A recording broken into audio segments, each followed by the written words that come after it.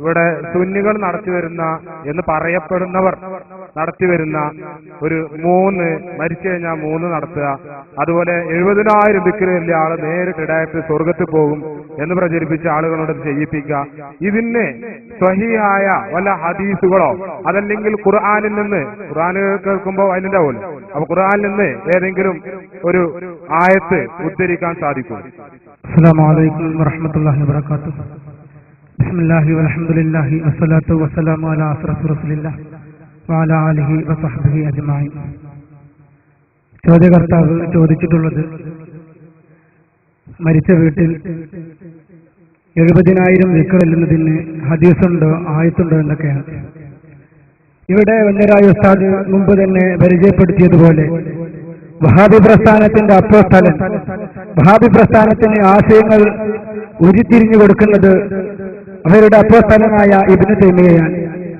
ഇബ്നു തൈമിയ്യയെക്കുറിച്ച് അവർ തന്നെ രേഖപ്പെടുത്തി വെച്ചത് മദ്ഹബിന്റെ ഇമാമുകളെക്കാൾ ഏറ്റവും വലിയ പണ്ഡിതനായി ചിത്രീകരിച്ച ഇബ്നു തൈമിയ്യ എന്നല്ല, ഇബ്നു തൈമിയ്യയുടെയും ഇബ്നു അബ്ദുൽ വഹാബിന്റെയും ആശയങ്ങൾ വിഷലിപ്തമാണെന്ന് പറയലും ഖുർആനിന്റെ ആശയങ്ങൾ വിഷലിപ്തമാണെന്ന് പറയലും തുല്യമാണെന്ന് അവരുടെ വിചിന്തനത്തിൽ അവരെഴുതി വെച്ച ആ ഇബ്നു തൈമിയ്യ ഇതിന് മറുപടി പറയുന്നത് ഇബ്നു തൈമിയ്യയാണ്.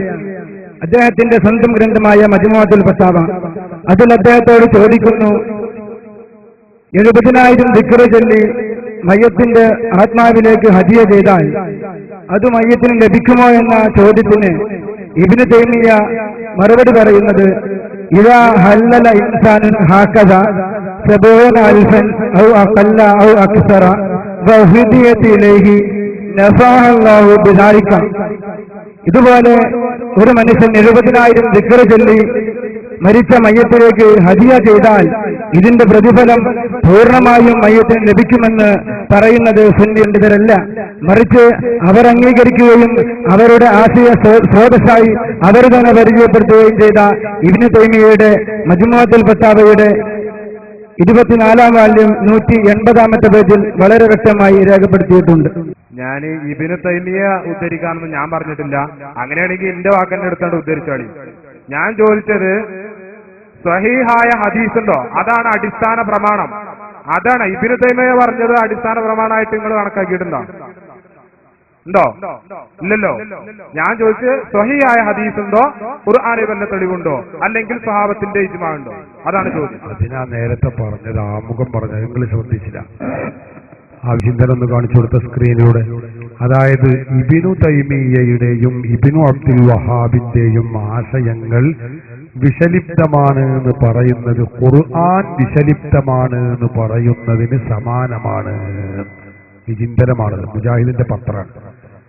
അത്ര ആധികാരിക പണ്ഡിതനാണ് ഇബ്നു തൈമിയ്യ എന്ന് മുജാഹിദുകളാണ് ഈ പറയുന്നത്, നിങ്ങളെ ആളുകളായി പറയുന്നത്. അതുകൊണ്ടാണ് ഞങ്ങൾ പറഞ്ഞത് നിങ്ങളെ സ്രോതസ് തന്നെ പറയണോ എന്ത് 70,000 ചെല്ലാം, അത് ഹദിയ ചെയ്യാം, അത് മയ്യത്തിന് ഉപകരിക്കും, അത് ശിർക്കല്ല, കുഫറല്ല, ബിദ്അത്തല്ല, അനാചാരല്ല. എന്നാ നിങ്ങൾ പറയണമല്ലെങ്കിൽ ഇബ്നു തൈമിയ്യക്ക് ഖുർആൻ അറിയില്ല, ഹദീസ് അറിയില്ല, അയാൾ ഖുർആൻ എതിരിൽ പറയുന്ന ആളാണ്, ഹദീസിനെതിരിൽ പറയുന്ന ആളാണ്. മുജാഹിദ് പ്രസ്ഥാനവും അങ്ങനെ തന്നെയാണ്, ഖുർആനെതിരാണ്, ആയത്തിനെതിരാണ്, ഹദീസിനെതിരാണ് പറയണം. അതിനാ ഞങ്ങൾ ചർച്ച വളരെ ചുരുക്കാൻ വേണ്ടിയാണ് ഇബ്നു തൈമിയ്യയുടെ ഉദ്ധരണി പറഞ്ഞിട്ടുള്ളത്.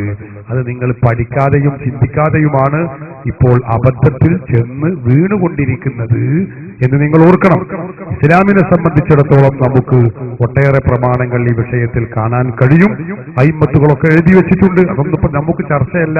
നിഷേധിക്കുന്നവർ മുജാഹിദുകളായതുകൊണ്ട് അവർക്ക് സ്വീകാര്യമായ തെളിവാണ് ഇവിടെ രേഖപ്പെടുത്തി വെച്ചിട്ടുള്ളത്. നേരത്തെ സൂചിപ്പിച്ചതുപോലെ 10 മണി വരെയാണ് നമ്മളെ പെർമിഷൻ. 12 മണിയും കഴിഞ്ഞു. തുടങ്ങിയത് മഗ്‌രിബിന് ശേഷം മണിക്കൂർ 4-5-6 മണിക്കൂറായി. മുജാഹിദുകൾ പരിപാടി നടത്തുകയാണെങ്കിൽ നിങ്ങൾക്കറിയോ എങ്ങനെ തിരൂർ മേഖലാ സമ്മേളനം നടത്തി മുജാഹിദ്. ഒരു മൗലവി നിന്ന് നുണങ്ങനെ പറയാണ്. അപ്പൊ നമ്മളൊരു സജീവ പ്രവർത്തകൻ നിങ്ങളാ പറഞ്ഞത് ശരിയല്ലല്ലോ എന്ന് പറഞ്ഞൊരു എഴുത്തു കൊടുത്തു. അപ്പൊ അയാൾ വാച്ചിലേക്ക് നോക്കിയിട്ട് പറഞ്ഞു, ഇപ്പോൾ സമയം 9 മണി, നമുക്കുള്ള പെർമിഷൻ കഴിഞ്ഞിരിക്കുന്നു, അതുകൊണ്ട് പരിപാടി ഇവിടെ അവസാനിപ്പിച്ചിരിക്കുന്നു, ഈ പരിപാടി പിരിച്ചുവിട്ടതായി അറിയിക്കുന്നു, എല്ലാവർക്കും നന്ദി എന്ന് പറഞ്ഞ് മൂപ്പരനെ പിരിച്ചുവിടുന്നത്, മൂപ്പരനെ നന്ദി പറയണത്, മൂപ്പരനെ അവസാനിപ്പിക്കുന്നത്, മൂപ്പരനെ ഒക്കെ പറയണത്. അപ്പൊ നുണ പറഞ്ഞാൽ പിന്നെ മുജാഹിദിന്റെ സ്വഭാവം അങ്ങനെയാണ്. പറഞ്ഞ സമയം 10 മണി വരെയെങ്കിലും ചെയ്യാൻ അവർ കഴിയില്ല. നമ്മളെ പരിപാടി തുടങ്ങിയിട്ട് സമയം കുറേയായി, നിങ്ങൾ ഓർക്കണം. മണിക്കൂറുകൾ കുറെ പിന്നിട്ടു. നമ്മുടെ അധികാരികളുടെ ഔദാര്യം കൊണ്ടാണ് ഇപ്പോൾ മുന്നോട്ട് പോകുന്നത്. ഇനിയും അത് അവരെ കൊണ്ട് ശല്യമാക്കുന്ന രൂപത്തിലാവരുത്.